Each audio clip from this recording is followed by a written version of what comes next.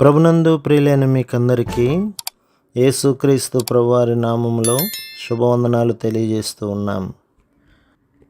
ఎడారిలో సెలయేర్లు అనే ఈ దిన ధ్యానము కొరకై స్వాగతం. జూన్ 24. నా హస్తకార్యములను గూర్చి నాకే ఆజ్ఞాపింతురా. యెషయా గ్రంథం 45వ అధ్యాయం 11వ వచనం. ఆజ్ఞాపించండి అని భావం. యేసు ప్రభువు తన అద్భుత కార్యాలు చేసేటప్పుడు ఈ వాక్య భాగాన్ని ఆధారం చేసుకున్నాడు. యెహోషువకి విజయగడియలు సమీపించగా శత్రునాశనం సంపూర్ణమయ్యేలా తన కత్తిని ఆకాశం వైపుకు చాపి సూర్యుడా అస్తమించకు అని ఆయన ఆజ్ఞాపించినప్పుడు ఈ వాగ్దానాన్ని ఉపయోగించుకున్నాడు. 3.5 సంవత్సరాలు ఏలియా ఆకాశపు వాకిళ్లను మూసి వర్షం లేకుండా చేసిన సందర్భం దేవుని కార్యాలను గురించి ఆయన ఆజ్ఞాపించినట్టే కదా. మరణశయ్య పైన ఉన్న వ్యక్తి దగ్గర మోకాళ్ళుని మరణాన్ని దూరంగా తరిమిన మార్టిన్ లూథర్కి ఆ అధికారాన్ని ఇచ్చింది ఈ మాటే. దేవుడు మనల్ని తనతో ఒక ఉత్కృష్టమైన సంబంధాన్ని కలిగి ఉండడానికి పిలుస్తున్నాడు. ఆకాశ విశాలాన్ని నా చేతులతో పరిచాను, దానిలోని నక్షత్ర సమూహాలను ఆజ్ఞాపిస్తున్నాను అంటూ యెహోవా దేవుడనే మాటలు మనకందరికీ తెలుసు.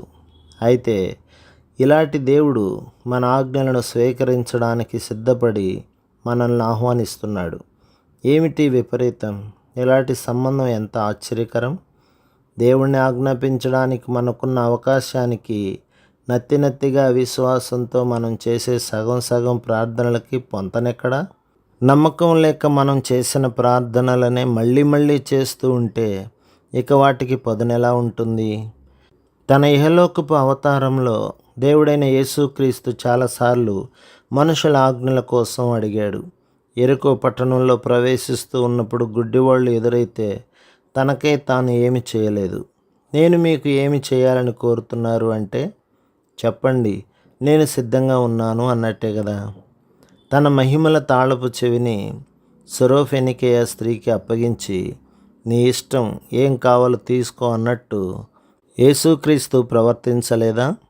తన పిల్లలను ఎలాంటి ఉన్నత స్థానానికి వాగ్దానం ద్వారా దేవుడు హెచ్చిస్తూ ఉన్నాడో మన మానవ జ్ఞానం అర్థం చేసుకోగలదా? ఆయన ఏమంటున్నాడు? నా మహిమా ప్రభావాలన్నీ నీ ఆధీనంలో ఉన్నాయి. నా నామం చొప్పున నువ్వు ఏది అడిగినా నేను నెరవేరుస్తాను. కొండతో చెప్పండి, కడలిలో పడమని. గుండెలో శంక వదలండి, తండ్రి మాటని నమ్మండి. అడ్డమైన కొండల్ని తండ్రి పేరిట అదిలించండి. హుంకరించిన అడ్డుగోడను తృణీకరించండి మౌన ప్రార్థనతో. నేల కూలిన బురుజుల్ని చూసి జయగీతాలు పాడండి. విశ్వాసంతో విశ్రమించండి. ఇత్తడి తలుపులు, ఇనుప గడియలు విశ్వాసి సాగిపోవడానికి వింతగా తెరుచుకుంటాయి. ఇది జరుగుతుంది, ఆధీనుడవుతాడు పగవాడు. విలువైన నెత్తురు తెచ్చిన విమోచన రాత్రిని పిలవండి. త్రిత్వం ఏకమే తెస్తుంది దాన్ని.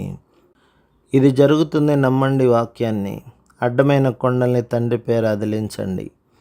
విశ్వాసాన్ని చేబుని సందేహాన్ని త్యజించి అసాధ్యాలను సాధ్యం చేసే అద్భుతమైన శక్తిని ధరించి అన్నింటినీ జరిగించండి వాక్యంలో నిలబడి.